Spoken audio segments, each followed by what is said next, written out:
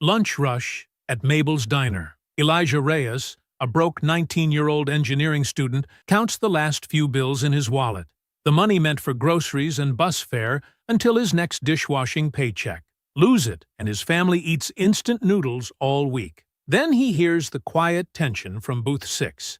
An elderly veteran, Walter Haynes, sits stiffly while the server explains his card has been declined. Twice. Nearby customers glance over, then quickly look away. Walter quietly asks her to take the pie back, even though he already touched it. The humiliation in his voice hits harder than hunger. Elijah knows that feeling too well. If he pays the bill, he won't survive the week. If he walks away, nobody would blame him. After a long pause, Elijah slides his remaining cash across the counter and whispers, "Cover his meal, but don't tell him it was me." Tomorrow, men in suits will walk into Elijah's classroom asking for him by name. Before we go any further, comment where in the world you are watching from and make sure to subscribe, because tomorrow's story is one you don't want to miss. The fluorescent light in the kitchen flickered as Elijah Reyes dragged himself out of bed at 4:30 a.m. His muscles ached from last night's shift of hauling dishes and scrubbing pots at Joe's restaurant. Through the thin walls of their cramped apartment, he heard his mother's whispered counting. 340, 360. Lena Reyes sat at their wobbly kitchen table, arranging worn dollar bills into careful piles. Dark circles marked her eyes. She'd probably been up half the night worrying about the rent. "Morning, Mom," Elijah said softly, not wanting to startle her. Lena quickly swept the money into an envelope. "You should sleep more, mijo. You look exhausted." "I'm fine." He grabbed the instant oatmeal from the cabinet, noticing they were down to their last few packets. As he waited for the water to boil, he spotted Sophia trying to slide past, clutching her backpack close. "Hey, what's that paper you're hiding?" he asked. Sophia's shoulders slumped as she pulled out a crumpled notice. "It's nothing. Just a stupid debate team fee." Elijah took the paper, his heart sinking at the $75 amount. Sophia loved debate. She'd light up talking about their practice sessions, planning arguments like a young lawyer. "We'll figure it out," he promised, though he had no idea how. "Don't worry about it," Sophia said, attempting a smile that didn't reach her eyes. "I can quit. It's not that important." "It is important," Elijah insisted, splitting his oatmeal portion and pushing half toward her. "You're the best debater they have. Just give me a few days." Lena watched them with worried eyes. The pharmacy called. "My prescription went up again this month." "I'll handle it, Mom." Elijah grabbed his worn backpack, heavy with engineering textbooks. "I get paid Friday." The bus ride to campus was crowded.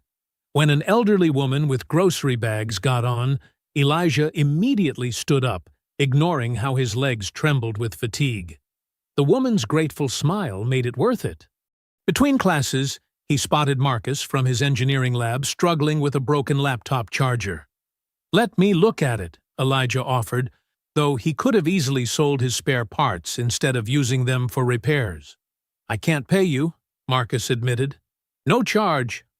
Elijah fixed the frayed wire, remembering how many times their own appliances had needed creative repairs at home.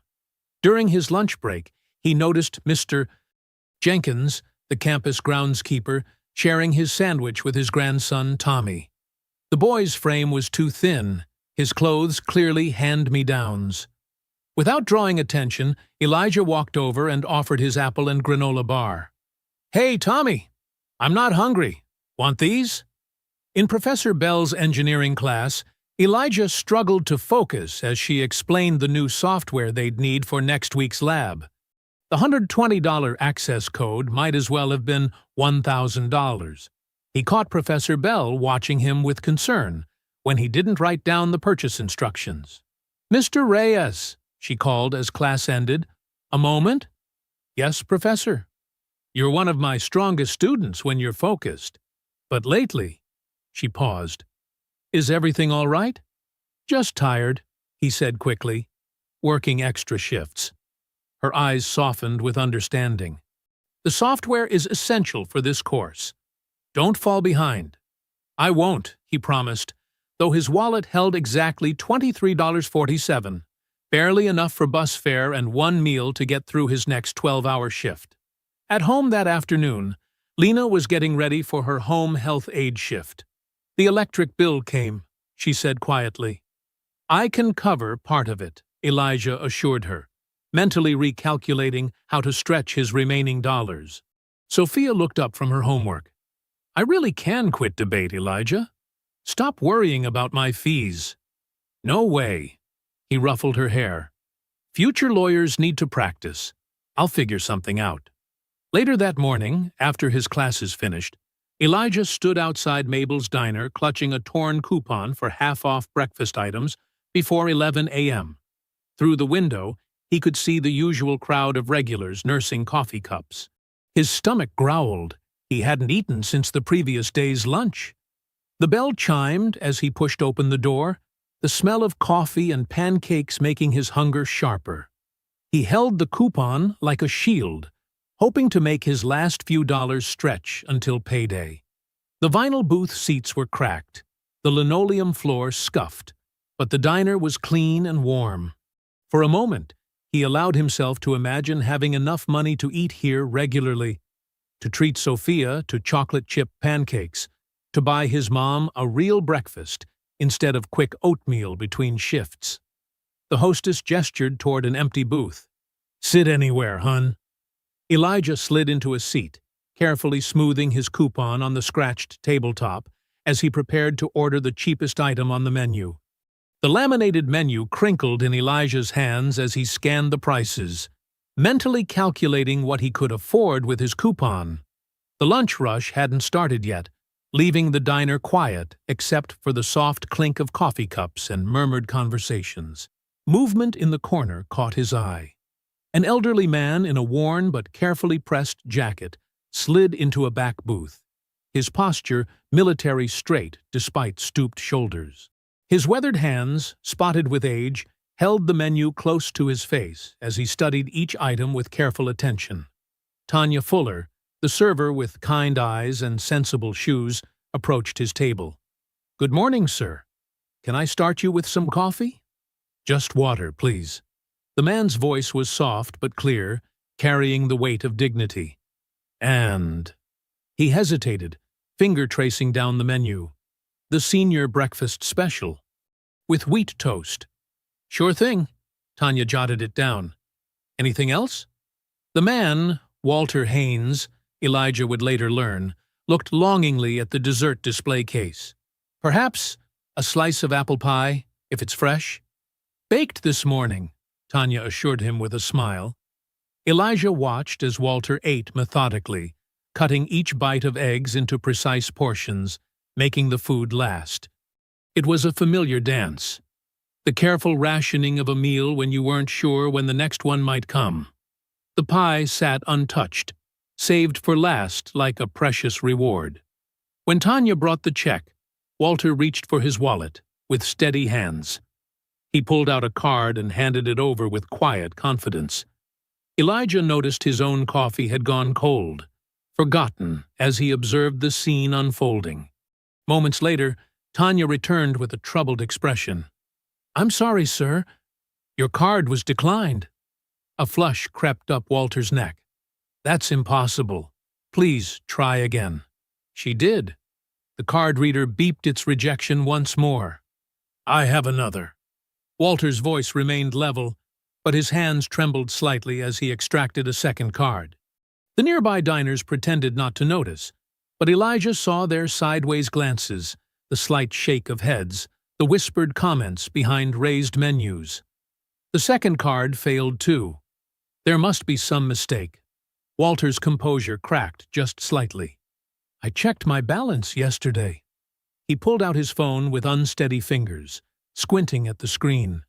Take your time, sir, Tanya said gently, but her discomfort was visible. She had other tables to serve, other customers waiting. The pie, Walter said quietly. Please remove it from the bill.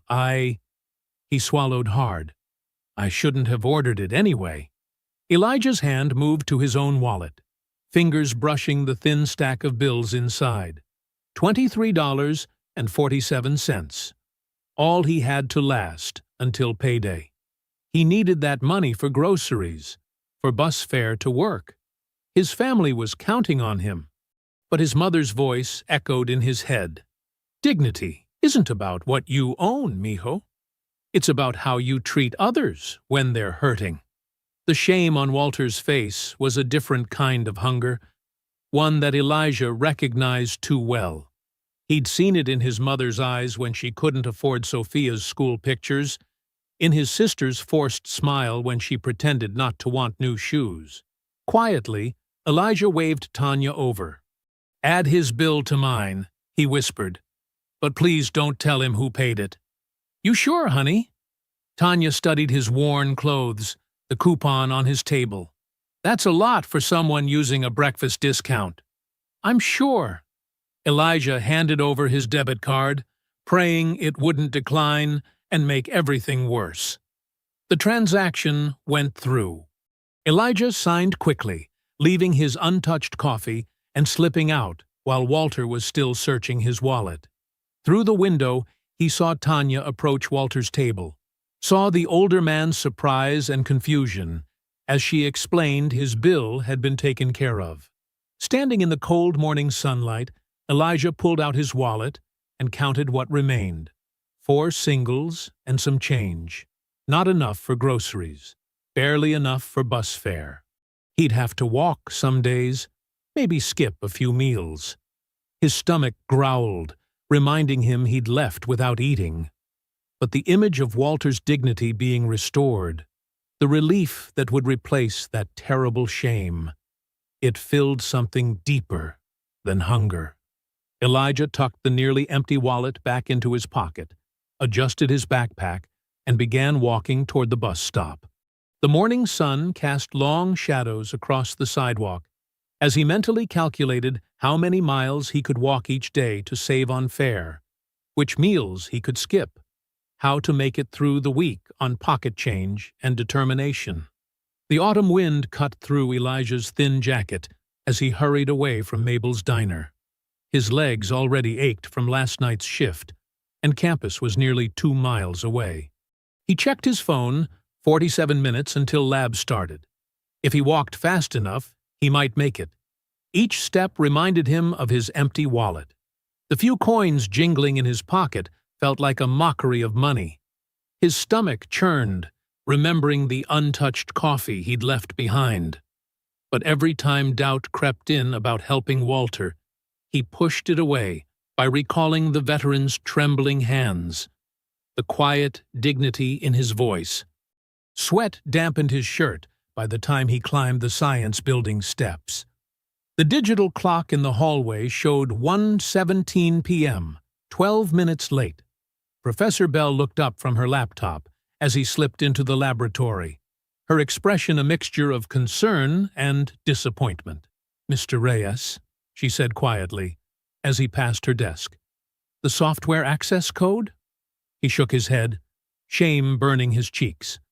"Not yet, Professor. I'm sorry. You need it by next week's assignment. No exceptions." "Yes, ma'am." He slid onto his lab stool, aware of the other students already deep into their work. His own screen remained blank, a perfect mirror for his bank account. His phone buzzed. A text from Lena. "Electric company called again. Need to pay something by Friday, or they'll disconnect. Don't worry, I'll figure it out." Elijah's throat tightened. He knew what figuring it out meant, his mother pawning her wedding ring or borrowing from her already strained church friends. He turned the phone face down, unable to reply. Back at Mabel's diner, Walter Haynes sat frozen in his booth, staring at the receipt Tanya had brought him, marked "Paid" in bold letters. "Please," he said, catching Tanya's sleeve as she passed. "Who was it?" She hesitated. "Sir, they asked to stay anonymous. I need to thank them properly." Walter's voice carried the weight of old-fashioned courtesy. "It's important." Tanya glanced at the receipt she still held. "Well," He used a student discount, community college ID. She described Elijah, young Hispanic man, work clothes with dish soap stains, worn backpack. He left without finishing his coffee, Walter noted softly, looking at the abandoned cup. Yeah, Tanya's expression softened. And he used a breakfast coupon. Those kids don't have much to spare. Walter's weathered hands folded carefully around his own empty cup. No, they don't. The afternoon stretched endlessly for Elijah. His head throbbed from hunger as he tried to focus on Professor Bell's lecture about thermal conductivity. The equations blurred on the whiteboard. He had to blink hard to clear his vision. His phone buzzed again, this time a text from Marco at the restaurant. My kid's got strep throat. Any chance you could cover my shift tonight? Elijah's muscles screamed at the thought of another 8 hours scrubbing pots. But Marco had covered for him last month when Sophia needed school supplies. That's what broke people did for each other. No problem, he texted back. Hope your kid feels better. The industrial kitchen was already steamy when Elijah arrived. He tied on his apron, ignoring the hollow feeling in his stomach. 8 hours. He could handle 8 hours. Halfway through the shift, black spots danced at the edges of his vision. He gripped the edge of the sink, letting the hot water run over his hands until the dizziness passed. The head cook noticed. Hey, kid, take your break. You look ready to fall over. I'm fine, Elijah insisted, but his hands shook as he picked up another pot. It was past midnight when he finally got home. The apartment was dark, except for Lena's reading lamp. She sat at the kitchen table, surrounded by bills and calculator tape. You must be starving, she said, starting to rise. Let me heat something. Already ate at work, Elijah lied smoothly. You should get some sleep, Mom. She looked uncertain. You're working too hard, mijo. I'm fine. He kissed her cheek, then waited until she went to bed before slipping his last $20 into her purse. It wasn't enough for the electric bill, but it might buy them another day or two. Morning came too quickly. Elijah dragged himself to his engineering class, choosing a seat in the back, where Professor Bell might not notice his bloodshot eyes. He hadn't bothered checking his bank balance. Negative numbers wouldn't change anything. The lecture began. Elijah tried to focus on differential equations instead of his growling stomach. Then a sharp knock cut through the classroom silence. Everyone turned toward the door. 2 men in expensive suits stood in the hallway, their faces unreadable. Professor Bell paused mid-sentence. One of the men stepped forward. We're looking for Elijah Reyes. The classroom fell silent as every head turned toward the door. 2 men in expensive suits stood in the doorway, their polished appearance stark against the worn institutional backdrop. Professor Bell's marker hovered mid-equation. We're looking for Elijah Reyes, the older man repeated, his voice carrying authority without aggression. Elijah's stomach clenched. His mind raced through possibilities, each worse than the last. The bursar's office about his unpaid fees, immigration officials about his mother's paperwork, bill collectors, police. Mr. Reyes, Professor Bell's gentle prompt broke through his panic. She'd noticed his rigid posture, the fear in his eyes. Elijah stood slowly, aware of 27 pairs of eyes following his movement. His classmates' whispers felt like static in his ears. The loose change in his pocket seemed to mock him with each step toward the door. In the hallway, fluorescent lights cast harsh shadows on the men's faces. The older one extended his hand. Mr. Reyes, I'm Adrian Vale. This is my associate, Mr. Thompson. We represent a private legal and philanthropic firm. Elijah shook their hands automatically, his palms damp. Is something wrong? Not at all, Adrian assured him. We're here on behalf of Walter Haynes. He's quite interested in speaking with you. The name hit Elijah like a physical force. The man from the diner? His voice cracked slightly. How did he? The server recognized you from your student discount, Adrian explained. Mr. Haynes was quite moved by your actions yesterday. He'd very much like to thank you personally. Elijah shifted uncomfortably. That's not necessary. I didn't do it for thanks. Which is precisely why he insists on meeting you. Adrian's smile seemed genuine, but Elijah had learned early that expensive suits rarely brought good news to people like him. I have class, Elijah gestured weakly toward the door. And work later. Professor Bell appeared in the doorway, her expression carefully neutral. Mr. Reyes, you may be excused. Please keep me informed. Elijah wanted to protest, but years of respecting authority held his tongue. He retrieved his worn backpack, following the men through empty corridors that suddenly felt miles long. Outside, a sleek black car waited. Elijah hesitated. Where are we going? Our downtown office, Adrian said. It's about 15 minutes away. Mr. Haynes is waiting there. The car's leather interior made Elijah acutely aware of his shabby clothes and unwashed hair. He sat stiffly, hands folded in his lap, watching familiar streets transform into the glass and steel landscape of downtown. Adrian spoke quietly with his associate, while Elijah tried to make sense of this surreal moment. Yesterday, he'd helped an elderly veteran keep his dignity. Today, men in $1,000 suits were chauffeuring him through the city. Nothing added up. The car pulled into an underground parking garage beneath a towering office building. In the elevator, Elijah caught his reflection in the polished doors. He looked small, tired, out of place. The law firm occupied the entire 20th floor. Through glass walls, Elijah glimpsed people in suits, moving purposefully between offices. A sign read, Vale, Whitman and Associates. As they walked past one office, Elijah noticed files spread across a conference table. His eyes caught fragments of text. Veterans Educational Trust and Haynes Unit Foundation. Another folder bore Walter's name and what looked like military insignia. His confusion deepened. What did a declined diner bill have to do with legal documents and veterans organizations? Adrian led him down a quiet hallway to a private conference room. Mr. Haynes is waiting inside. Take all the time you need. Elijah's hand trembled slightly as he reached for the door handle. The room was warm, sunlit, dominated by a long mahogany table. And there, standing despite obvious fatigue, was Walter Haynes. He looked different in the morning light, still dignified, but the shadows under his eyes spoke of sleepless nights. His suit was well kept but decades old. He gripped the back of a chair for support, yet refused to sit until his guest arrived. Their eyes met across the room. In that moment, Elijah saw something shift in Walter's expression.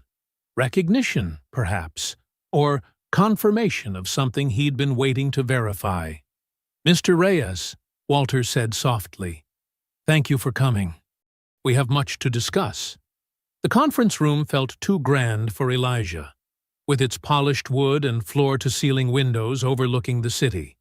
He stood awkwardly until Walter gestured to a chair. Please, sit. You look as tired as I feel. Walter's voice carried warmth beneath its formality. He lowered himself into a leather chair, wincing slightly. Sir, Elijah began, but Walter held up a weathered hand. First, let me thank you properly. What you did yesterday meant more than you know. Walter's eyes were sharp despite his obvious fatigue. The server told me you left before finishing your own coffee. Elijah's face grew warm. It wasn't a big deal. We both know that's not true. Walter leaned forward. I saw your work clothes. The way you counted change afterward. That bill wasn't spare money for you. Elijah stared at his hands, folded tightly in his lap. The morning sun through the windows made his calluses more visible. But that's exactly why we're here, Walter continued. You chose to help when it cost you something real. when you had every reason not to.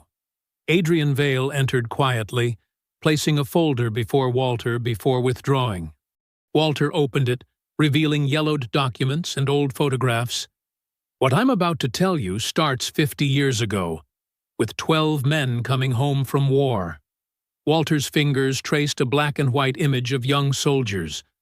We'd seen the worst of humanity, but also the best.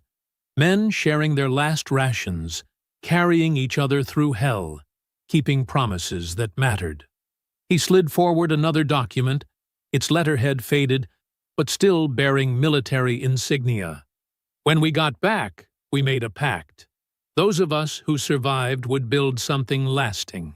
Not a monument, but a way to help good people rise above hardship. Elijah studied the paper, a trust agreement dated 1973.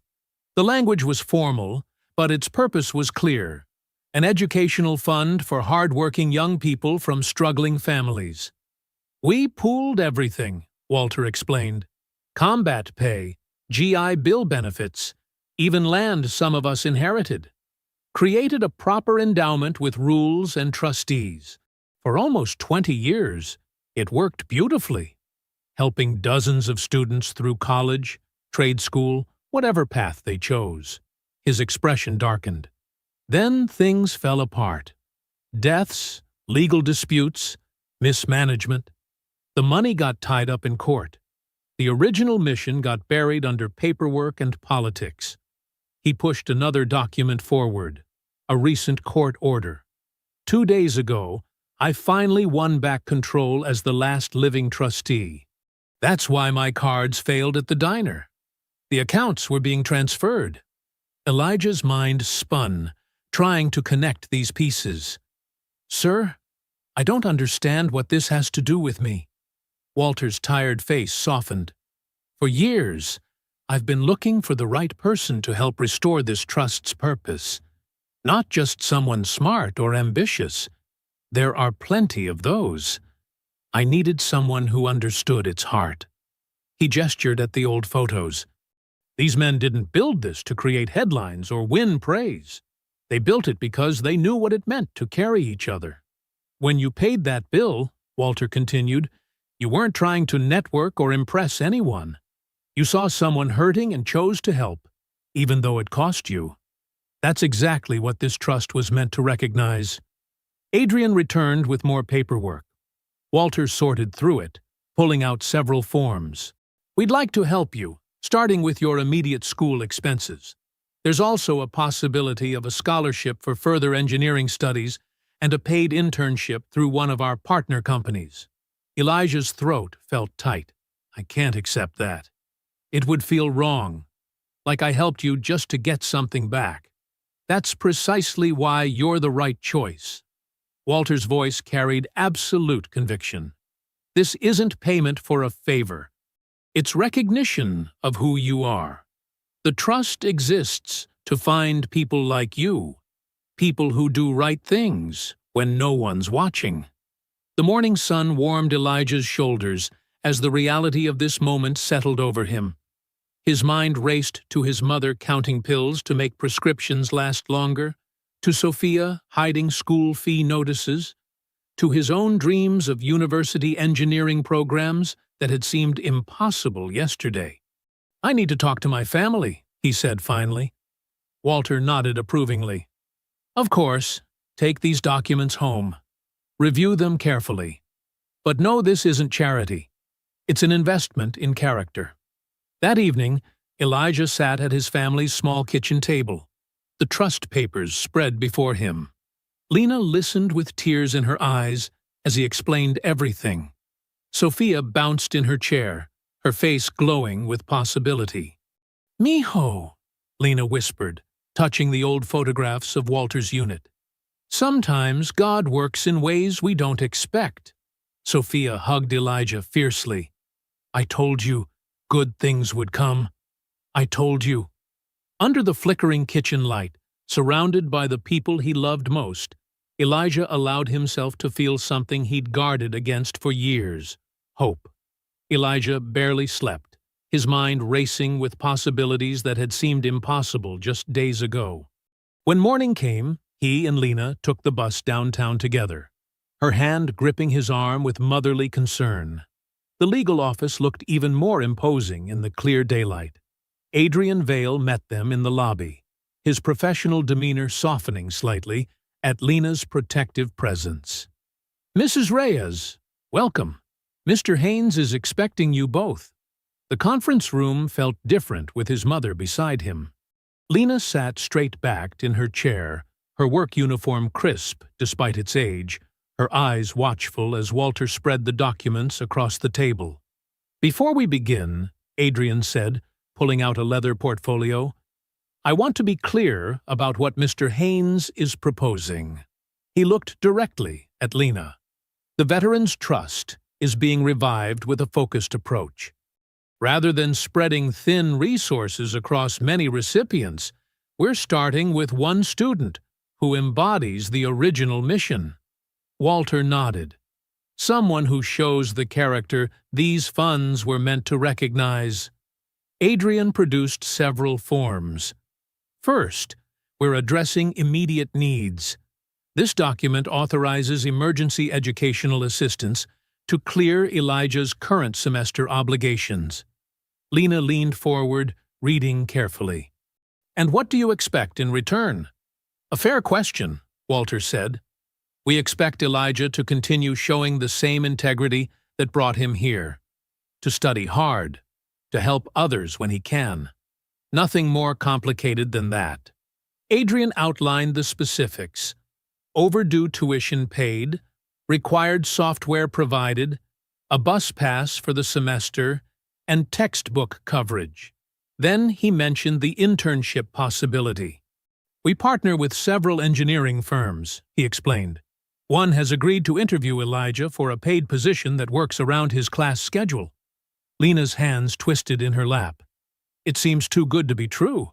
There must be some catch." Walter's expression softened. "Mrs. Reyes, I understand your caution. But consider this. Your son helped me when he thought I was just a struggling stranger.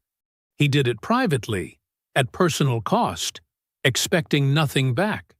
That tells me everything about his character and your influence in raising him." Tears welled in Lena's eyes, but she blinked them away. "We've always managed on our own." "And you've done remarkably well," Walter said gently. "But this trust exists because my unit understood that sometimes good people need a bridge to cross difficult waters."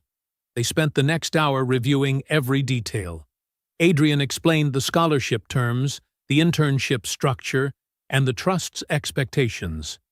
Lena asked pointed questions about obligations and conditions. Walter answered each one with patient honesty. By early afternoon, Elijah held signed copies of the assistance forms. His hands trembled slightly as he and his mother left the office. "Mijo," Lena said softly as they walked to the bus stop, "I'm proud of you. Not for getting help, but for being the kind of person who gives it first." On campus, Elijah went straight to the bursar's office. The hold on his account lifted like a weight from his shoulders. In the computer lab, he downloaded the engineering software he'd been missing, no longer having to borrow other students' computers. Professor Bell was in her office when he knocked. She looked up from grading and smiled. "Come in, Elijah. I heard there were some interesting developments." He explained everything, still somewhat dazed by the morning's events. Professor Bell listened intently, nodding.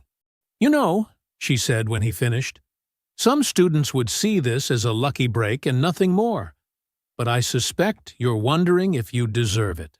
Elijah shifted uncomfortably. "It feels strange accepting so much help." "Let me ask you something," she said, leaning forward. "If you saw that veteran struggling again tomorrow, would you still help him, knowing nothing would come of it?" "Of course." "Then stop feeling guilty about receiving assistance you've earned through character." She smiled. "Sometimes the universe recognizes kindness in unexpected ways." That evening, Elijah walked through the grocery store with an unfamiliar sense of security. He filled a cart with real food, fresh vegetables, meat that wasn't about to expire, bread that wasn't day-old discounted. Sophia bounced alongside him, chattering about her upcoming debate tournament. "And now I can stay on the team," she exclaimed. "Wait until I tell Mrs. Martinez I can go to the regional competition after all." At home, while putting away groceries, Elijah's phone rang. The number was unfamiliar. "Elijah?" "It's Walter Haynes."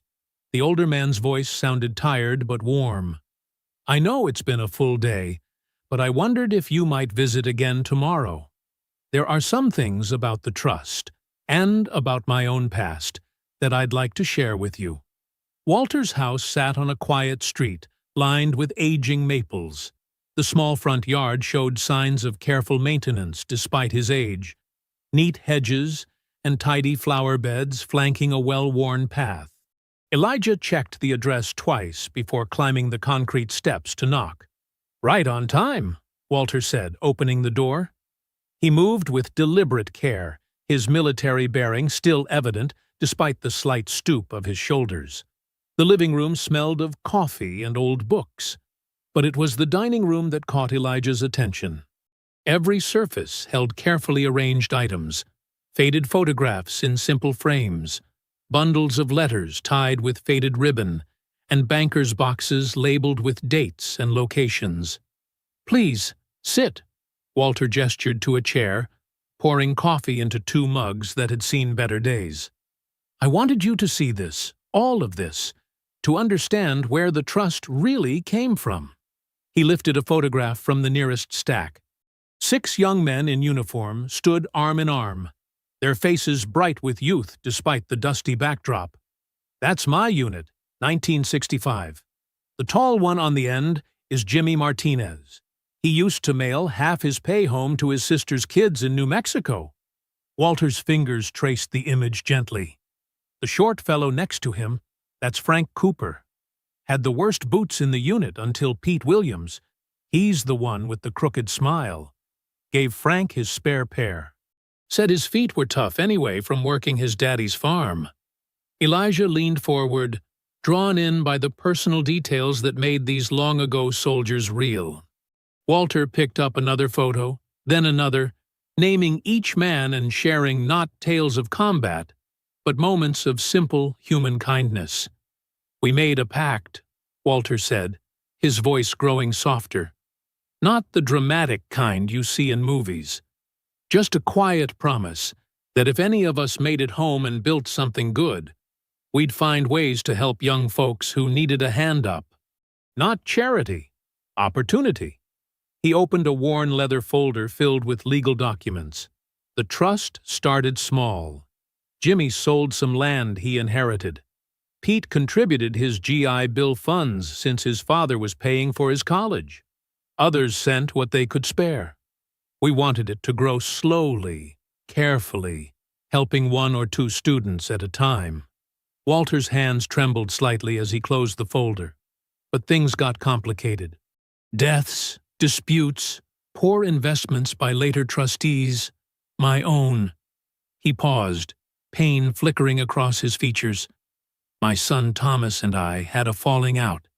He was meant to help manage the trust, but I drove him away with my stubbornness. Haven't spoken to him in 15 years. Elijah sat quietly, recognizing the weight of this confession. Walter continued, "After that, I withdrew from everything. Let the trust languish. Failed the promise we made." He looked up, meeting Elijah's eyes. "Until that morning in the diner, when you showed me that kind of simple decency still exists." "The men in those photos," Elijah said carefully, "they helped each other without expecting anything back." Walter nodded. "Exactly.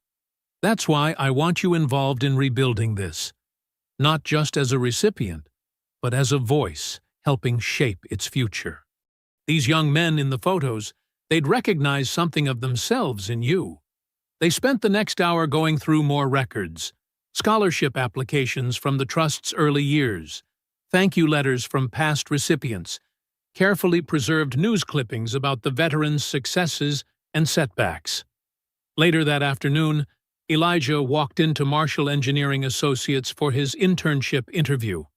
The office occupied 2 floors of a converted industrial building with glass-walled project rooms and the quiet hum of focused work. Sarah Marshall, the firm's founder, reviewed his transcript while asking pointed questions about his coursework. Elijah answered honestly, including where he struggled and how he worked to improve. "Tell me about this gap in your fall semester," she said, indicating a period of lower grades. "I was working extra shifts to help with my sister's school fees," Elijah explained. "It affected my study time, but I've since found better balance." Sarah nodded, making a note. Then she presented a technical problem, a real issue from a current project. Elijah worked through it methodically, showing his process even when uncertain. "You didn't try to bluff when you weren't sure," she observed. "I like that." The interview ended with a tour of the workshop, where prototype testing took place. Elijah's genuine interest in the equipment and respectful questions to the technicians clearly registered. That evening, he pushed open his apartment door to find Sophia setting the table with their mother's good plates, the ones reserved for special occasions. "Well?" Lena asked, pausing in the middle of serving actual home-cooked enchiladas, a luxury they hadn't enjoyed in months. Elijah's grin said everything. "I start Monday. Part-time during the semester, full-time in summer if I do well." Sophia squealed and hugged him. Lena wiped her eyes with her apron. The apartment filled with the unfamiliar sound of laughter without worry, the scent of food cooked without counting every penny, the feeling of breathing freely after holding their breath for so long. As morning classes resumed, Elijah found himself able to focus without the constant weight of financial worry pressing down.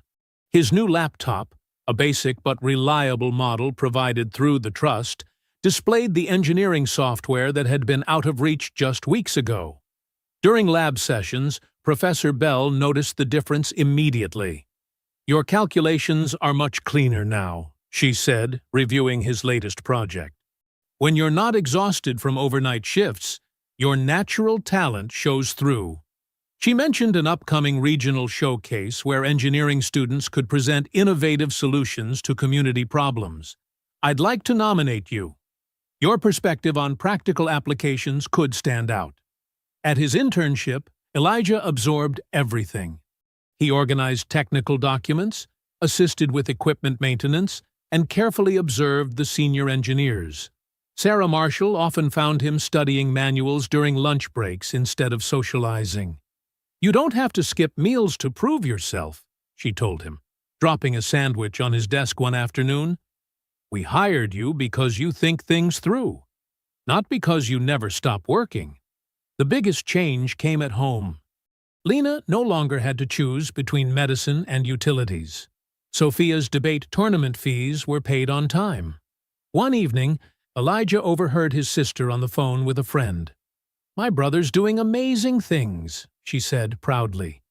"He's helping restore this whole veterans program, like actually making a difference." The trust preparations kept Elijah busy between other commitments. Walter's house became a second home as they sorted through decades of records. Adrian Vale visited regularly, guiding them through legal requirements and public relations considerations. "People need to understand this isn't just about money," Walter insisted during one planning session. "It's about recognizing character that would otherwise go unseen." Adrian nodded. "Which is why your story matters, Elijah. It shows exactly what the trust was meant to support." They organized a modest ceremony at the local Veterans Center. Walter wanted it dignified, but not flashy. Elijah helped arrange chairs, straighten flags, and welcome the small crowd of community leaders, veterans, and education advocates. When it was his turn to speak, Elijah gripped the podium and took a deep breath. "I never wanted attention for helping someone. That's not why you do it. But standing here, I realize something important. Sometimes good people need to be seen, not for pride, but so others know they're not alone." His voice grew stronger as he continued. There are students everywhere working 2 or 3 jobs, helping their families, trying to build better lives. They skip meals to buy books.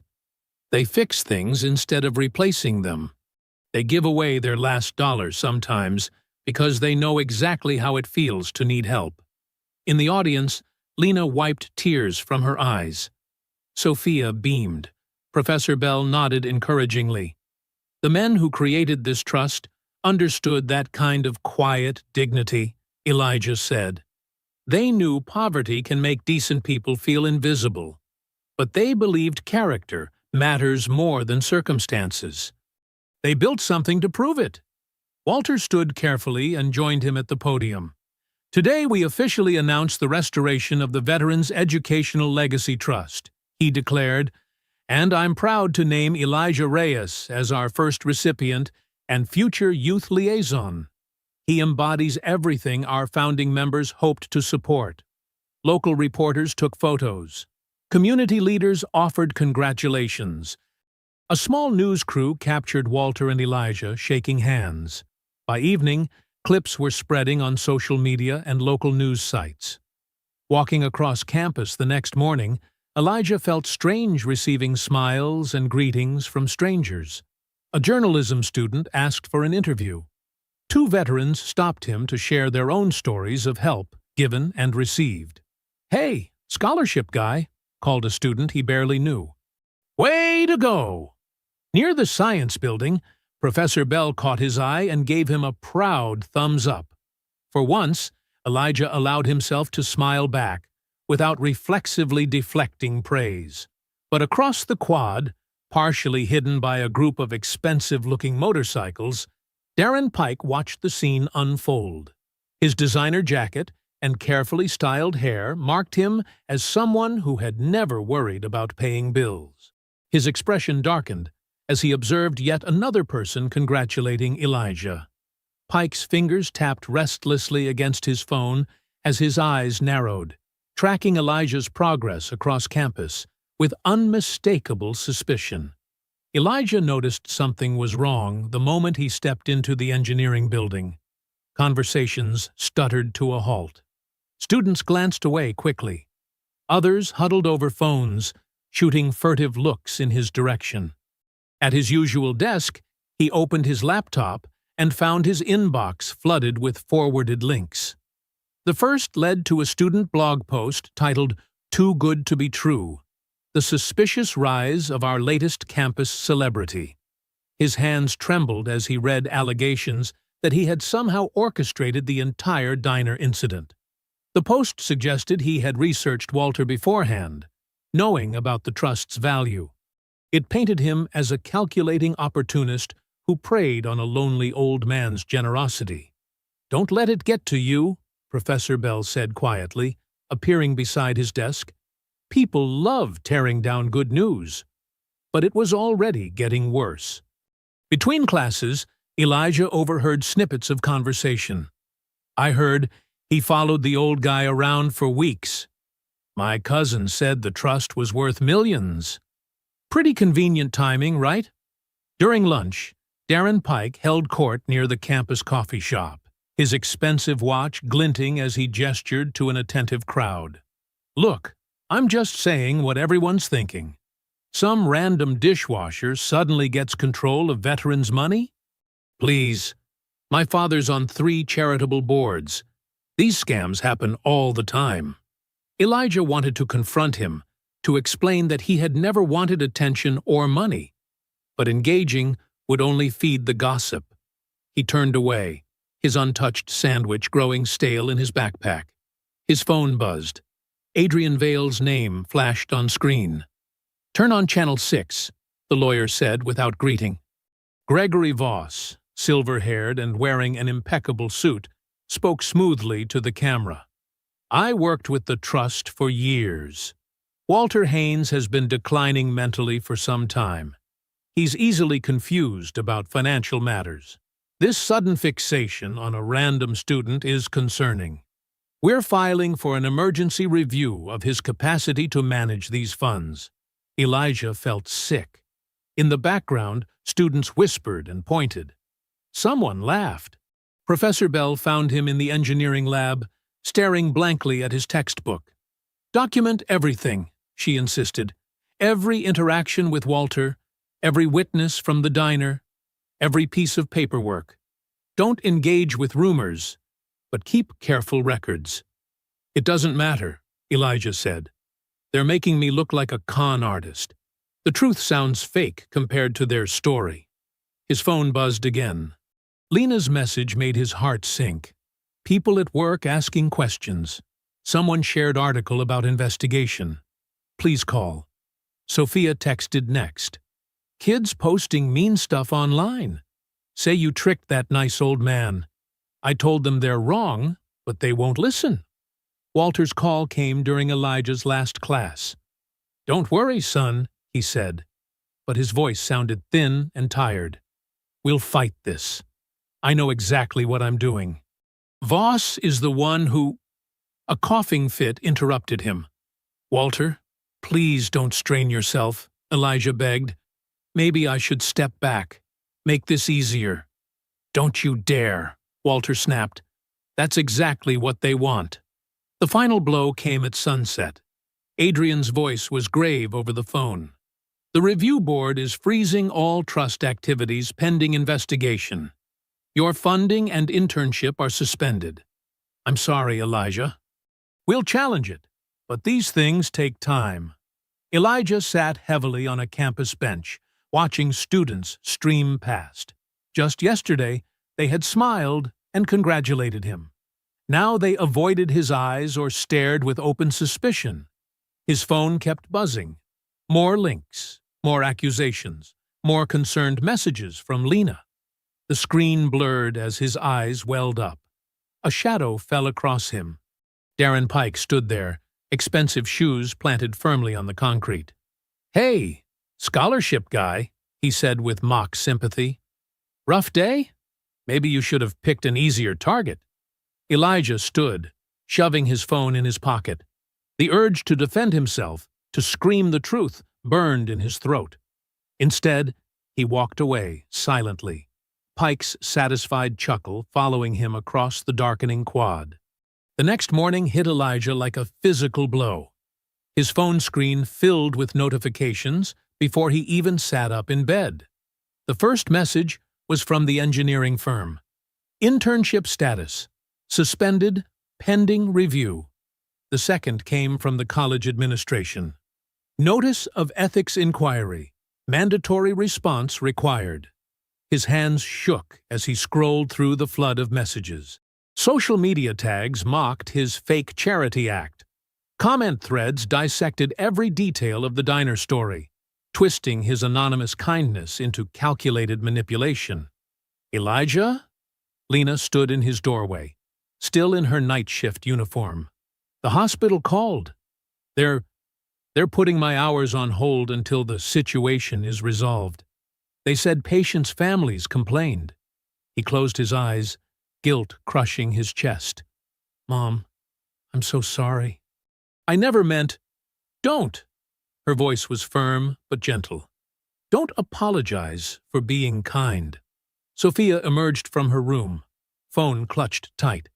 "My debate coach wants to talk about maintaining team reputation. Like I did something wrong by being your sister." The morning deteriorated from there. Professor Bell called to warn him that several wealthy donors had contacted the engineering department expressing concerns. His student ID card beeped red at the library entrance, account restricted. The cafeteria cashier, who had always smiled, now avoided his eyes. By noon, Adrian Vale's news got worse. "Gregory Voss has aligned with Walter's nephew, James Haynes," the lawyer explained. "They're filing a joint petition questioning Walter's mental competency. We need you at the legal meeting this afternoon." The law office felt colder than Elijah remembered. Walter sat straight-backed, but pale as opposing attorneys laid out their accusations. James Haynes, a sharp-featured man in his 50s, spoke about protecting Uncle Walter from exploitation. Gregory Voss presented carefully selected trust documents suggesting years of confused decisions. "This young man," Voss said, gesturing dismissively at Elijah, "has taken advantage of a lonely old soldier's generous nature. The speed of his involvement is deeply suspicious." "That's a lie," Walter snapped, but his voice wavered. His hands trembled as he reached for his water glass. During a break, Elijah found Walter alone in the conference room. The old man's exhaustion was visible now.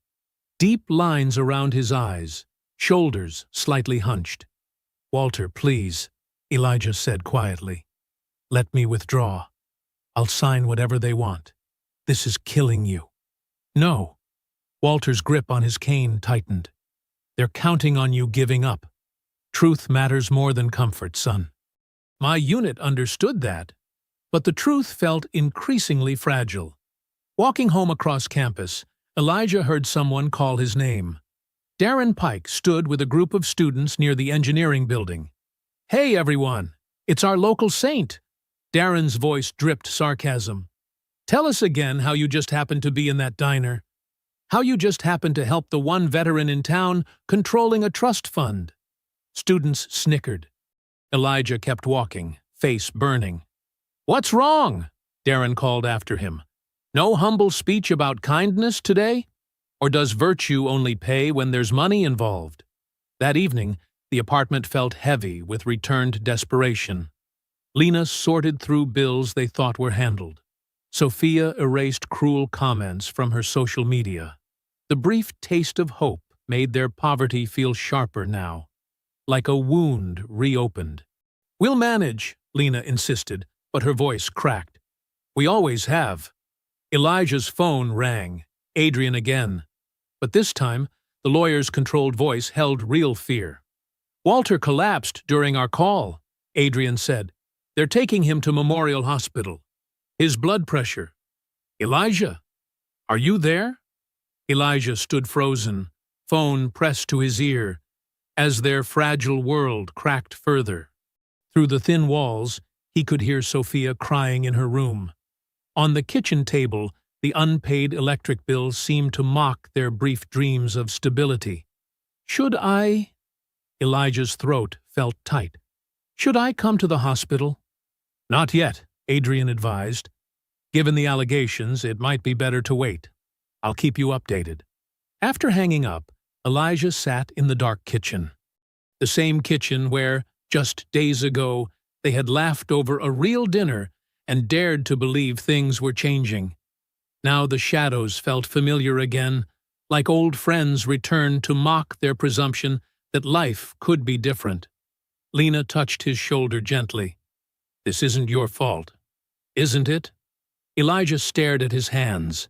Dishwasher's hands, still raw from the chemicals he'd need to return to full-time now.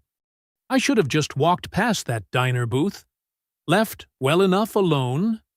"No," Lena said firmly. "You did what I raised you to do. What your father would have done." The mention of his father, rarely discussed, made Elijah's chest ache. He wondered what advice he would have given, how he would have handled seeing his son's simple act of kindness twisted into something ugly and suspicious. The kitchen clock ticked loudly in the silence. Somewhere in Memorial Hospital, Walter fought his own battle. One Elijah couldn't help with, couldn't even witness. The distance felt like another failure. Sophia appeared in the doorway, eyes red but chin lifted in that stubborn way she had. "What do we do now?" Elijah wished he had an answer that could restore her faith, that could make sense of how quickly dreams could shatter. But the night offered no wisdom, only the weight of returned uncertainty and the bitter taste of hope interrupted. Dawn hadn't yet broken when Elijah pushed through the hospital's automatic doors. The fluorescent lights made everything look harsh and unreal after his sleepless night. A nurse directed him to the cardiac wing, where he found Adrian Vale standing outside Walter's room, suit jacket draped over his arm. "He's awake," Adrian said quietly. "Blood pressure's stabilized, but He hesitated. "Well, you'll see." Inside, Walter looked smaller against the white sheets, but his eyes blazed with familiar intensity. "These idiots," he growled, gesturing at the medical charts. "Acting like I'm some addled old fool who can't manage his own affairs." "Mr. Haynes," the nurse cautioned, adjusting his IV. "Your pressure." "My blood pressure can wait." Walter's hand trembled as he reached for water. "They're using this to push their agenda. I know exactly what I'm doing, and why I'm doing it." Elijah moved to help with the water glass, but Walter waved him off. "I'm not an invalid, son. Not yet." His voice softened, though they'd love to prove otherwise. Adrian cleared his throat. "We need to discuss the situation. Gregory Voss's legal team is moving fast while you're here?" "Of course they are," Walter muttered. "Vultures circling." "They're pushing hard on the competency angle," Adrian explained to Elijah. "Without Walter able to make public appearances right now, they're painting a picture of a confused veteran being taken advantage of by a—" He paused diplomatically. "By a poor kid with an agenda," Elijah finished flatly. Walter slammed his hand on the bedside table, making them all jump. "It's garbage. Complete garbage. I've never been clearer about anything." The nurse returned with a warning look, checking Walter's monitors. Adrian waited until she left before continuing. "The problem is, perception matters in cases like this. They're building a narrative that's unfortunately convincing to outsiders." Elijah stared out the window at the gray morning. Everything felt wrong. The antiseptic smell, the beeping machines, the way Walter's strong voice occasionally wavered. This was his fault. If he'd just walked past that diner booth. "Stop it," Walter said sharply, reading his expression. "I know that look. You're not responsible for any of this." "But—" "No buts." Walter struggled to sit up straighter. "You did something decent without expecting anything back." "That's exactly what this trust was meant to recognize. Don't let them make you doubt it." Elijah nodded, but his chest felt tight. After promising to return later, he headed for the elevator. In the lobby, a man in an expensive suit stepped into his path. "Mr. Reyes?" "David Marshall, representing Mr. Voss's interests." The lawyer's smile was practiced. "Do you have a moment?" Elijah's instincts screamed to keep walking, but he stopped. "What do you want?" "To offer a solution that could help everyone." Marshall guided him to a quiet corner. "This situation is unfortunate. Nobody wants it dragging out, especially with Mr. Haynes's health concerns. Get to the point. Sign a simple statement acknowledging that Mr. Haynes, while well-meaning, may have been overgenerous in his promises. Suggest that perhaps his enthusiasm exceeded his judgment." Marshall's voice stayed smooth. "In return, the ethics inquiry goes away quietly. A modest settlement would help your family immediately." The offer hit Elijah like a physical blow. He thought of Lena's exhausted face, of Sophia's school activities slipping away again. One signature could fix so much, but the price was Walter's dignity, his trust, everything he believed in.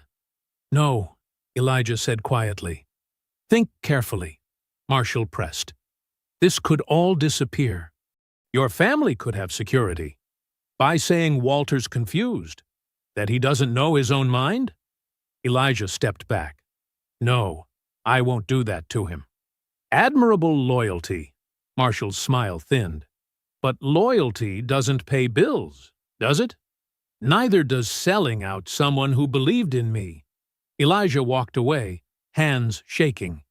Later that afternoon, he found Professor Bell in her office, grading papers. She looked up as he slumped into a chair. "They offered me a deal," he said without preamble. She set down her red pen. "Let me guess. All you have to do is throw Walter under the bus?" "Pretty much." Elijah stared at his hands. "It would fix everything, at least on the surface, but destroy everything that matters underneath." Professor Bell leaned forward. "Real character isn't tested when doing the right thing is easy. It's tested When honesty becomes expensive. When integrity costs you something vital. What if I'm not strong enough? The fact that you're asking that question suggests otherwise. She smiled slightly. Now, what are you going to do about it? Elijah stood. Find the truth. The real truth. Not whatever version Voss is selling. Instead of heading home that evening, he drove to Walter's house. Using the spare key Adrian had given him, he unlocked the door and flicked on the lights. Dust motes swirled in the air as he surveyed the stacks of boxes and files filling the dining room. Somewhere in these papers was the real story. About Walter's unit, about the trust's creation, about what had gone wrong, about why Voss was so desperate to regain control. Elijah shrugged off his jacket and pulled up a chair. One by one, he began opening boxes, organizing papers by date. The truth was here. He just had to find it. The kitchen light cast a harsh glow over the dining room table where Elijah sat, surrounded by decades of paperwork. His eyes burned from fatigue, but he couldn't stop reading. Each yellowed page might hold the key to saving Walter's legacy. He picked up another dusty folder, this one containing handwritten ledgers from the 1970s. The neat columns showed regular deposits from veteran pensions, property rentals, and small local fundraisers. But something felt off. Elijah grabbed a legal pad and started making notes, his engineering mind searching for patterns. The numbers don't add up, he muttered, flipping between years. Entire sections were missing, not just random gaps, but specific periods where larger transactions should have appeared. He found references to land donations worth thousands, but they vanished from later summaries without explanation. The front door opened, and Elijah tensed until he heard Adrian's familiar footsteps. "Thought I might find you here," Adrian said, setting down a ring of keys. "These open the storage unit behind the VFW hall. More trust records there." Elijah rubbed his tired eyes. "Look at this." He pointed to the ledger. "See these property listings from '82? 3 parcels of prime development land. But they disappear from the books by '85. No sale records, no transfer documentation." Adrian leaned closer, his normally composed face tightening. "Gregory Voss joined the Trust's advisory board in 1984? You think he's been hiding assets all this time?" "I've suspected for years." Adrian loosened his tie. "But proving it? That's another matter. Records vanished. Digital files corrupted. Paper trails dead-ended. So we rebuild them." Elijah stood, stretching his cramped muscles. "I need help, though. People who can access old records, recover damaged files. You really think you can piece this together?" "I have to try." Elijah thought of Walter in that hospital bed, fighting for his dignity. "And I might know where to start." After 2 hours of sleep on Walter's couch, Elijah made it to his morning class. Instead of heading to the library afterward, he walked to the maintenance building where he'd once shared his lunch. The older groundskeeper, Jim, was checking equipment. "That favor you mentioned last month?" Elijah said. "About your grandson needing math help?" Jim looked up. "Still struggling with algebra? I'll tutor him twice a week. In exchange, can you introduce me to that county clerk you mentioned? The one who handles property archives?" A slow smile spread across Jim's weathered face. "Martha? Known her 30 years. Let me make a call." Next, Elijah found Kevin, the classmate whose laptop charger he'd repaired. Kevin was hunched over a computer in the engineering lab. "Remember when you said you owed me one?" Elijah asked. "How good are you at recovering corrupted files?" Kevin's eyes lit up at the technical challenge. "Got some dead hard drives? And damaged scans, lots of them. But it's important." "Give me 2 days," Kevin said, already reaching for his data recovery tools. "I love impossible puzzles." Professor Bell was grading papers when Elijah knocked on her office door. Without looking up, she said, "I was wondering when you'd ask for help." I need someone who understands how to organize historical documents properly. Create a real timeline. She finally raised her eyes. Bring everything here after your last class. We'll start sorting chronologically. During lunch, Elijah used his last few phone minutes to call Tanya Fuller. She answered on the fourth ring. "I was hoping you'd call," she said. "I saw the news about Mr. Haynes. I need a witness who can verify what really happened that morning. Someone who saw I never asked for anything. I'm taking care of my mom in Cleveland right now, but—" She paused. "I can drive back Thursday. Tell them how you tried to leave before he could even thank you." "You'd do that?" "Truth matters," Tanya said simply. "See you Thursday." By late afternoon, Elijah had filled 3 notebooks with dates, names, and connecting threads. The scattered pieces were finally forming a pattern. He just needed time to make it clear enough for others to see.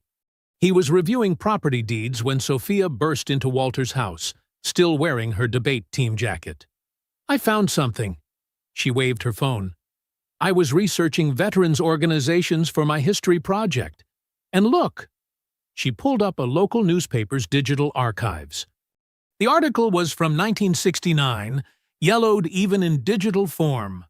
"Local Heroes Create Educational Legacy." Below the headline was a grainy photo of Walter's unit standing in front of Trinity Methodist Church. "They announced the trust's creation during a special service," Sophia read excitedly. "The article mentions specific donation amounts, founding members." She scrolled further. "And look, they stored duplicate records in the church archives in case anything happened to the originals." Elijah stared at the photo. Young Walter stood proudly among his unit, all of them believing their sacrifice would echo forward through generations. Now those same records might help protect everything they'd built. "Sophia, you're amazing." He hugged her quickly. "I need to call Adrian. If those church records still exist—" "Already did," she grinned. "The secretary says they never throw anything away. We can check their archives tomorrow morning." For the first time since Walter's collapse, Elijah felt real hope. The truth wasn't lost, just buried, waiting to be uncovered by people who cared enough to dig. Sophia's words still hung in the air when Elijah grabbed his coat. "We need to go now, before the church closes." Lena was already reaching for her car keys. "I'll drive." Adrian loosened his tie and nodded. "I'll follow in my car. We might need to document everything officially." The late afternoon sun cast long shadows as they pulled into Trinity Methodist's modest parking lot. The small brick church stood exactly as it had in the 1969 photograph, its white steeple reaching toward darkening clouds. A few lights still glowed in the office windows. Elijah helped Lena up the worn concrete steps, while Sophia clutched her phone with the digital article. Adrian arrived moments later, carrying his briefcase and a small camera. Inside, the church was quiet except for distant hymn practice. A white-haired woman looked up from the office desk, her glasses hanging from a beaded chain. "We're about to close for the day," she began, but Elijah stepped forward. "Please, it's about Walter Haynes and his military unit. They founded a trust here in 1969. The woman's expression shifted. "Walter Haynes. I remember that dedication service. My father was the custodian back then." She studied their faces. "What's happened to Walter?" "He's in the hospital," Lena explained softly. "And some people are trying to take control of the trust he protected for so long." "The Veterans Educational Fund?" The administrator stood slowly. "Wait here." She disappeared down a hallway and returned with a ring of old keys. "The archives are in the basement. We never throw away dedication materials. Church policy." She smiled. "Good thing, too. My father always said those veterans' papers were important." They followed her down creaking stairs to a room that smelled of aged paper and wood polish. Metal filing cabinets lined the walls, and cardboard boxes filled metal shelves. The administrator moved with certainty to a corner cabinet marked Special Dedications, 1960, 1970. Here. She unlocked the drawer. Everything from that service should be inside. Elijah's hands trembled as he lifted out the first folder. Inside, yellowed papers documented the trust's founding in careful detail. Original donor lists showed contributions from each unit member, many giving significant portions of their military benefits. Property deeds recorded land donations worth thousands, the same parcels that had mysteriously vanished from later records. "Look at this," Sophia whispered, holding up a handwritten letter. The ink had faded, but the words were clear. "To future trustees, we write this warning after our recent dispute with Gregory Voss regarding fund management. His aggressive investment proposals threaten the trust's founding purpose. Under no circumstances should he be granted independent financial control." Adrian was photographing every page. This is exactly what we needed. Direct evidence of prior concerns about Voss, plus documentation of the missing assets. Lena found a property map labeled with specific parcel numbers. These match the ones Elijah found in Walter's ledgers, the ones that disappeared. "And here's the original mission statement," Elijah said, carefully unfolding a typed document bearing multiple signatures. It specifically emphasizes character assessment of recipients and protecting the fund from exploitation. He looked at Adrian. Walter wasn't confused. He was following their exact intentions. They spent an hour carefully documenting everything. The administrator helped organize copies, her own memories of the dedication service adding valuable context. As they prepared to leave, she pressed a small photo into Elijah's hand. Walter and his unit standing proudly on the church steps, young faces full of purpose. "Tell Walter we're praying for him," she said. "Those men built something precious here." Back at Walter's house, they found Kevin waiting with his laptop. "Got through most of those corrupted files," he announced. "You need to see this." The recovered digital scans revealed years of suspicious transfers during Voss's management period. Small amounts moved regularly between accounts, gradually draining dedicated scholarship funds into private holdings. "Classic fraud pattern," Adrian said, adding the files to his growing evidence pile. He probably thought deleting the records would hide it forever. Elijah's phone buzzed, a message from Tanya. "Just emailed my sworn statement about the diner. Driving back tomorrow morning. Tell Walter to hang in there." "We should get to the hospital," Lena suggested. "Walter needs to know what we found." The hospital corridors were quiet during evening visiting hours. They found Walter propped up in bed, looking tired but alert. His face brightened when he saw them. "You've been busy," he said, noting their excitement. Elijah pulled up a chair. "The church kept everything, Walter. Every document, every warning about Voss, every detail about the missing properties." He showed Walter the old photograph. "They never forgot what you and your unit built." Walter's hands trembled as he touched the faded image. "We were so young," he whispered. "So determined to make it matter." "It matters," Sophia said firmly. "And now everyone will know the truth." Adrian outlined the evidence they'd gathered. The original documents, the recovered files showing fraud, Tanya's statement confirming Elijah's character. For the first time in days, real hope filled Walter's tired eyes. "You did all this?" he asked Elijah. "After everything they said about you?" "You trusted me," Elijah answered simply. "I couldn't let them destroy what your unit created." As visiting hours ended, Adrian's phone lit up with an urgent message. He read it twice before looking up. "The board wants an emergency hearing tomorrow morning. Full review of all evidence." He straightened his shoulders. This is it. The chance to set everything right. Elijah squeezed Walter's hand before leaving. "Get some rest. Tomorrow, we show them what really matters." Dawn was still hours away, but none of them felt tired. Too much hung in the balance. The truth had been buried in church basements and corrupted files, in faded warnings and forgotten promises. Tomorrow, it would finally come to light. The morning sun streamed through tall windows into the trust board's formal meeting room, casting long shadows across polished wood and leather chairs. Elijah straightened his borrowed tie, feeling the weight of every eye in the packed chamber. Behind the curved board table sat 7 stern-faced trustees, their nameplates gleaming. Adrian Vale moved purposefully beside him, arranging documents with practiced precision. To Elijah's left, Lena and Sophia sat with perfect posture, their faces a mix of pride and worry. Professor Bell nodded encouragingly from her seat near the front, while Tanya Fuller, still in her diner uniform from the morning shift, wrung her hands nervously. Across the aisle, Gregory Voss exuded expensive confidence in his tailored suit. He leaned close to Walter's nephew, James Haynes, whispering behind a manicured hand. Their legal team spread papers like a barrier across their table. The board chairman, Margaret Whitman, tapped her gavel. This emergency hearing will now commence regarding the status and control of the Veterans Educational Trust Fund.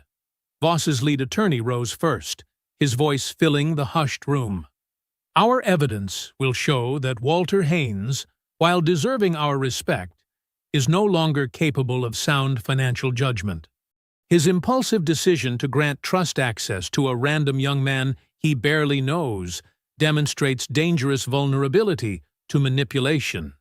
Elijah's chest tightened as the lawyer continued. Mr. Reyes, despite his careful image, orchestrated a calculated encounter at a diner, targeting an elderly veteran known to control dormant assets. The trust's subsequent redirection toward Mr. Reyes cannot stand. Photographs appeared on the presentation screen. Walter looking confused at the hospital, Elijah at the public announcement, bank records highlighting the temporary fund transfers. The lawyer's words twisted everything pure into something suspicious. Adrian stood calmly when his turn came. The truth here is beautifully simple, he began. But first, let's address the missing history that Mr. Voss hoped would stay buried. He revealed the church archives chronologically, founding documents, property deeds, donor lists, and the crucial early warning about Voss's attempts to redirect funds. These records show decades of systematic fund mismanagement under Mr. Voss's influence, with millions in assets gradually disappearing from official accounts. Recovered digital files filled the screen next, tracking suspicious transfers that had slowly drained scholarship reserves. The pattern is clear, Adrian explained. Small amounts moved regularly between accounts, eventually vanishing into private holdings. Voss's face remained impassive, but his fingers drummed the table with increasing speed. Tanya Fuller spoke next, her voice gaining strength as she described that morning at the diner. Elijah tried everything to stay anonymous. He didn't even finish his own coffee, because he wanted to leave before Mr. Haynes could thank him. I had to check the receipt just to know who he was. Professor Bell's testimony cut through attempts to paint Elijah as an opportunist. In my 20 years of teaching, I've rarely seen such a combination of intelligence and humility. Mr. Reyes never sought special treatment despite genuine hardship. He often helped struggling classmates even when it cost him time and resources he couldn't spare. The morning stretched into afternoon. Each side presented evidence, questioned witnesses, and argued interpretations. Elijah felt the weight of judgment in every whisper and shuffling paper. Then the room fell silent as Walter Haynes appeared in the doorway. He moved slowly but deliberately, assisted by a nurse but clearly determined. His hospital bracelet stood out starkly against his pressed shirt sleeve. James Haynes half rose, looking uncomfortable, but Walter walked past without acknowledgement. "I apologize for my delayed arrival," Walter said clearly, his voice carrying despite its age. "My doctors advised against this appearance, but some things matter more than comfort." He declined the offered chair. "I've listened to others question my judgment and capacity, so let me speak plainly. I've spent years trying to restore this trust to its original purpose, helping promising young people overcome hardship with dignity. When I saw Elijah Reyes sacrifice his own needs to spare a stranger's pride, I recognized exactly what my unit hoped to support." Walter turned to face the board directly. Elijah tried multiple times to step away, rather than risk damaging the trust's reputation. He demonstrated the same selfless character that inspired us to create this fund after the war. "If you want to question my judgment, question why I allowed others to divert these resources for so long before finding someone truly worthy of our mission." The room remained hushed when Elijah finally stood to speak. His hands trembled slightly, but his voice stayed steady. "I never wanted attention or recognition," he began. "I definitely never wanted to cause trouble for Mr. Haynes or this trust. I helped that morning at the diner because my mother taught me dignity matters more than money. I didn't know about the trust, the veterans' mission, or any larger purpose." He paused, looking at the photographs of young soldiers on the evidence screen. "But learning about why those men created this fund, what they hoped it would mean for future generations, that made me understand something important. They didn't build this to create headlines or reward ambition. They built it to make sure hardship wouldn't bury decent people forever." The board chairman studied him carefully. "And now that you understand their purpose, what do you believe should happen?" "I believe their promise deserves to be kept," Elijah answered simply. "Not just for me, but for everyone they hoped to reach. That matters more than any personal benefit." Margaret Whitman nodded slowly. "The board will now retire to deliberate. We will return with our decision shortly."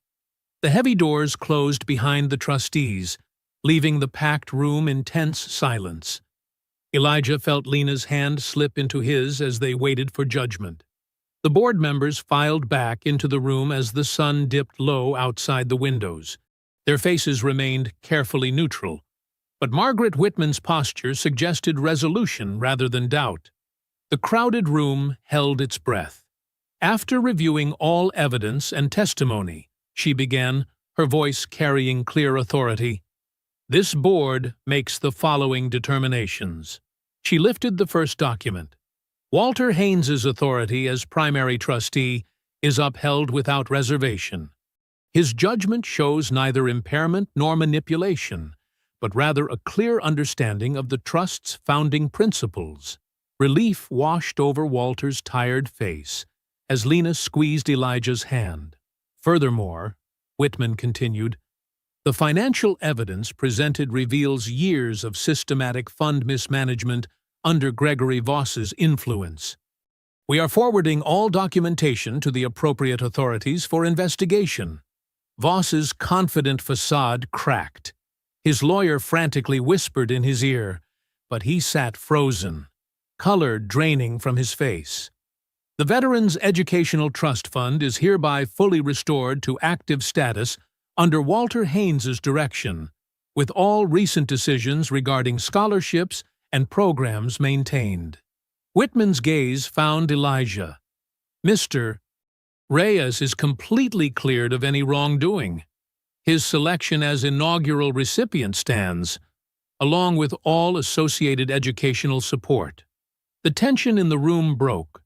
Sophia buried her face in her hands, shoulders shaking with relief. Professor Bell smiled broadly, while Tanya clapped quietly from her seat. "One final note," Whitman added. "This board commends the thorough investigation that exposed long-hidden misconduct. Mr. Reyes's dedication to uncovering truth, rather than simply defending himself, speaks to his character." As the formal proceedings concluded, celebrations remained subdued but heartfelt. Adrian shook hands warmly with Elijah's family, while Walter received gentle congratulations from board members who had known him for years. The following days brought waves of restoration. The college president personally apologized to Elijah, ensuring his academic record reflected only his merit. The engineering firm not only reinstated his internship, but expanded it to include project leadership opportunities. But the most meaningful development came when Walter called Elijah to his house one evening, spreading weathered blueprints across his dining room table. These were in the original trust documents, Walter explained, smoothing the faded paper. The founders always intended to create a community workspace, somewhere that combined practical training with academic support. The plans showed a renovated storefront with classroom space, repair stations, and a community gathering area. Walter's eyes brightened as he traced the details. "They never got to build it," he said. "But now we can. The trust will fund it fully, and I want you to help lead it." Months passed in a blur of renovation and preparation. The old building, just 3 blocks from Elijah's apartment, slowly transformed. Fresh paint covered worn walls, new equipment filled workstations, and warm lighting replaced harsh fluorescence. On opening day, the space hummed with life.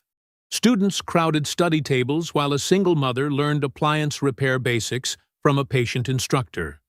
Veterans shared coffee and stories in comfortable chairs. The air smelled of fresh coffee and possibility.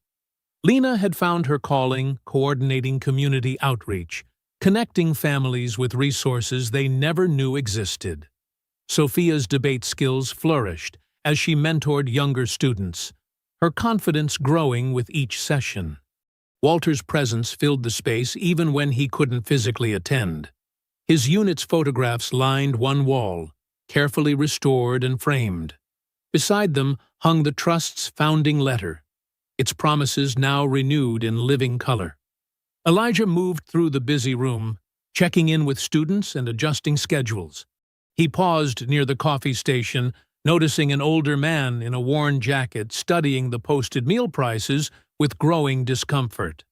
The man's hands shook slightly as he checked his wallet, embarrassment creeping across his face as he realized he couldn't afford even the modest cost. He started to turn away, shoulders hunched.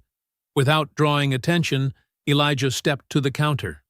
"Add his meal to my tab," he said quietly to the volunteer server. "No need to mention it." He moved on before the man could notice, just as he had done that morning in the diner so many months ago. Some things hadn't changed, and shouldn't. Later that afternoon, Elijah stood beneath the newly installed bronze plaque honoring Walter Haynes and his unit. The workshop buzzed around him with conversations, laptop keys clicking, and the gentle whir of repair tools. The plaque's words caught the warm light, founded in honor of those who believed kindness should multiply. Below that, Walter's unit motto, "Lift as you climb." A student called out with a question about calculations. Sophia's voice rang clear from the debate practice room. Lena's laugh mingled with a veteran's story near the coffee station. The older man from earlier sat contentedly with an empty plate, dignity intact. This was what Walter's unit had dreamed of, not just helping one person, but creating a place where help could flow endlessly forward. The trust they built had waited decades for its moment, persisting through neglect and corruption until it found the right catalyst. I hope you enjoyed that story. Please like the video and subscribe so that you do not miss out on the next one. In the meantime, I have hand-picked 2 stories for you that I think you will enjoy. Have a great day.